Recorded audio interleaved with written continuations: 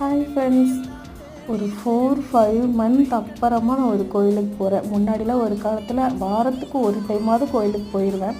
ஆனால் இப்போல்லாம் போகிறதே கிடையாது. இந்த மாதம் போயே ஆகணும்னு சொல்லிட்டு வீட்டிலேருந்து கிளம்பிட்டோம். ஒரு 11 மணி போல் வீட்டிலேருந்து கிளம்பினோம். கோயில் ரீச் ஆகவே கரெக்டாக 12 மணி ஆயிடுச்சு. நாங்கள் உள்ளே ரீச் ஆனதுமே கோயில் நட சாத்திட்டாங்க.